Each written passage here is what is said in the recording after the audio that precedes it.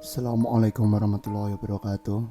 Kembali lagi dengan saya Michael di channel Indonesia Horror Story. Hari ini saya akan menceritakan pengalaman seram yang dialami oleh seorang yang bernama Anggi. Anggi saat itu diajak oleh teman-temannya, yaitu Benny, Uwe, Angga, dan Ridwan, untuk menaiki Gunung Bukit Tunggal Lembang. Semua rencana sudah direncanakan dari jauh hari oleh mereka. Hingga pada akhirnya hari H pun tiba. Mereka berkumpul di rumah si Anggi untuk selanjutnya berangkat ke base camp bersama-sama mengendarai sepeda motor. Mereka sebelumnya tidak pernah mengalami atau merasakan ada firasat janggal ataupun firasat aneh-aneh lainnya. Semua berjalan normal. Akhirnya mereka semua sampai di base camp. Di base camp di Gunung Bukit Tunggal tersebut juga adalah bumi perkemahan. Jadi saat mereka sampai di bukit perkemahan tersebut, mereka menemui banyak sekali orang yang membangun tenda dan bermalam di tenda tersebut. Mereka memutuskan untuk beristirahat sejenak di bumi perkemahan tersebut, sambil mereka semua menikmati pemandangan yang ada di sana.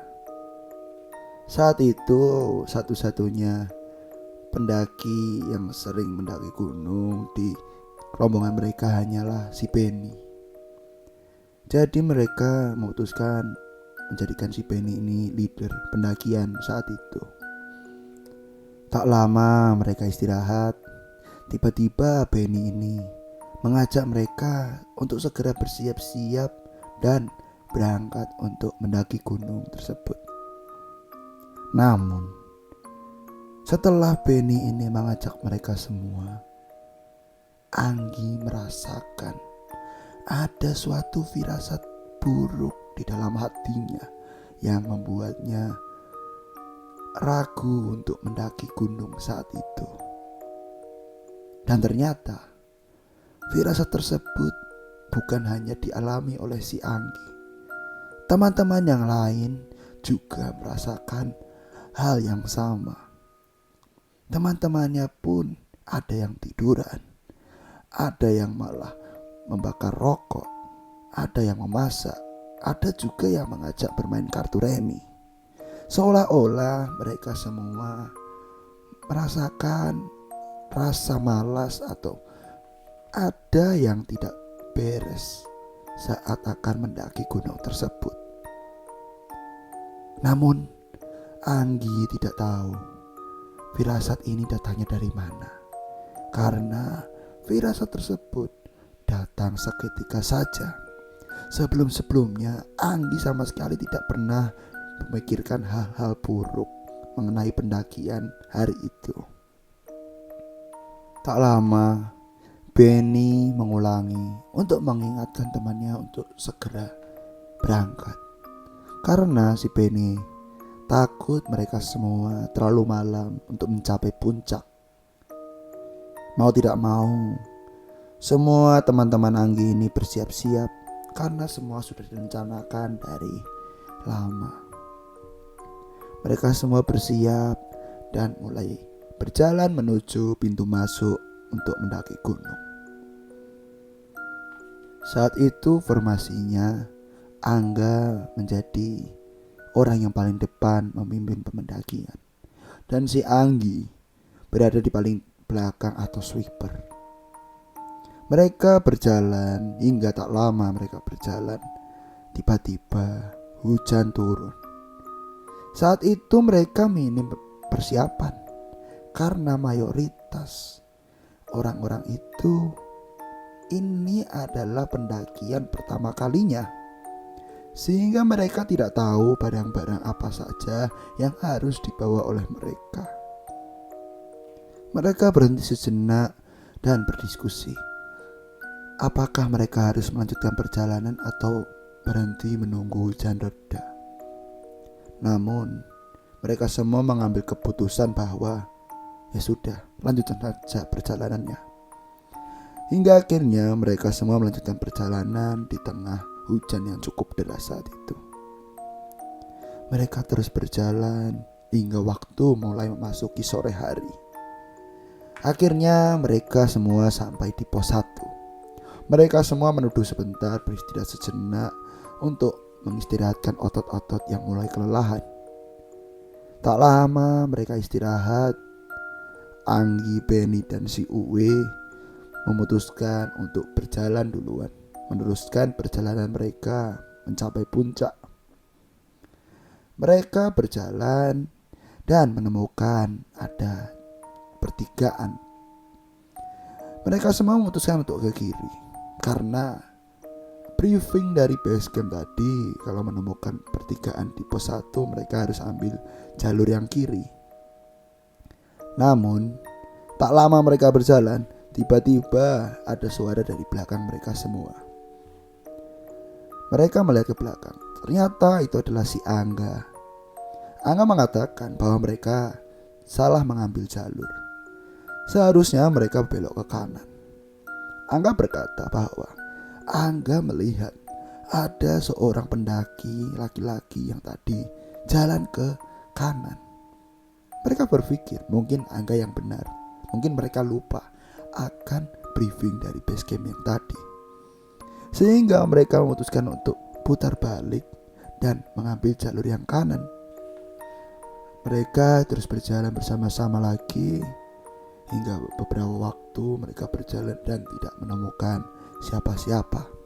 Namun mereka masih yakin mereka berada di jalur yang benar karena mereka menemukan ada tali merah yang diikatkan ke pohon sebagai penanda bahwa itu adalah jalur yang benar.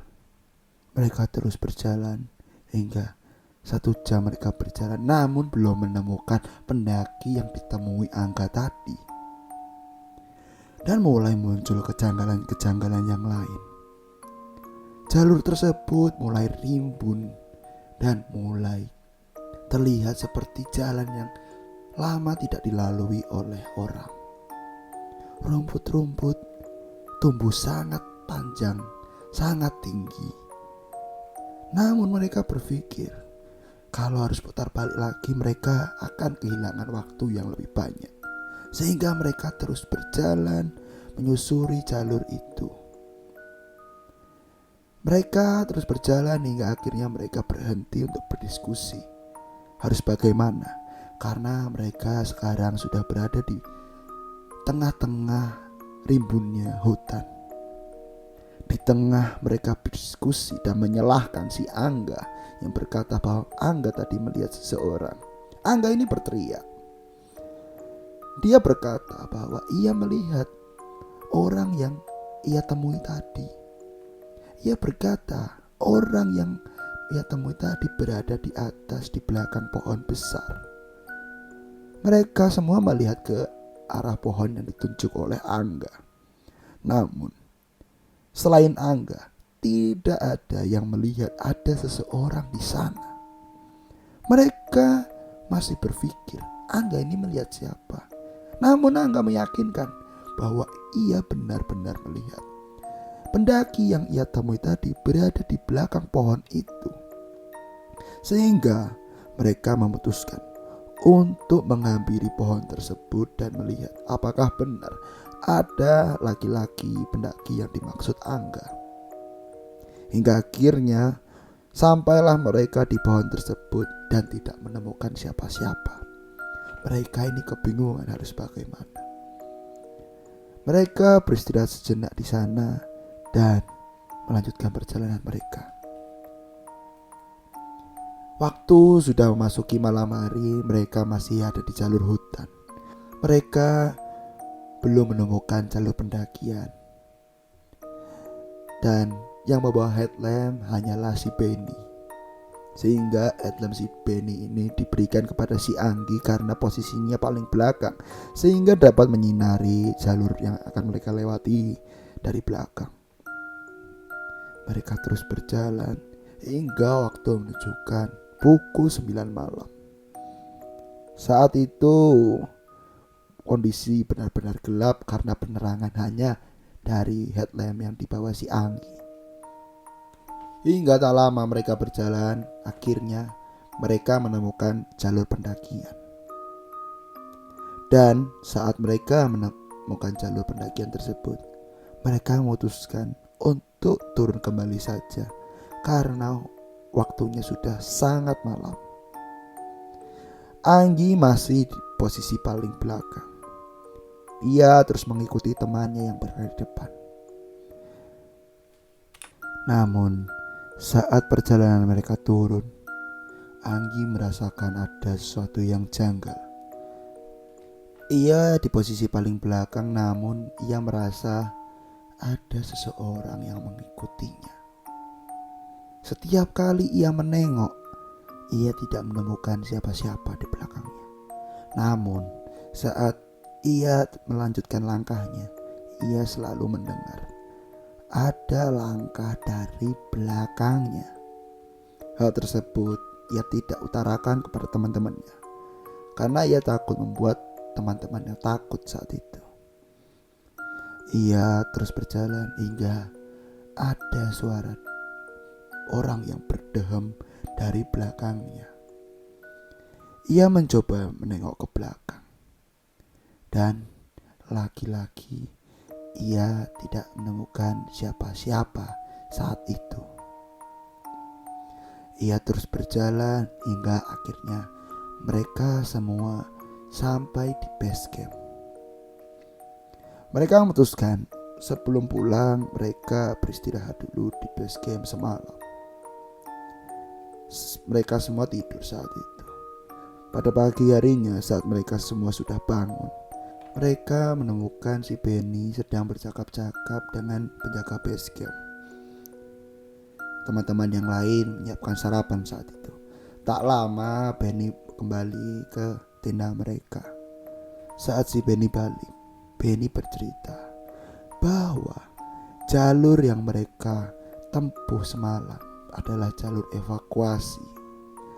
Dan beberapa hari yang lalu mereka mengevakuasi pendaki laki-laki sendirian yang tewas karena tersesat mengikuti jalur tersebut. Mereka semua kaget mendengar cerita si Benny. Mereka berpikir laki-laki yang ditemui Angga kemarin adalah arwah pendaki yang dievakuasi oleh tim SAR beberapa hari yang lalu. Sekian cerita dari saya. Sampai berjumpa di cerita-cerita selanjutnya. Jangan lupa like, comment, dan subscribe channel Indonesian Horror Story. Dan jika kalian memiliki pengalaman seram, bisa kalian tulis di komen atau di DM Instagram @IndonesianHorrorStory. Assalamualaikum warahmatullahi wabarakatuh.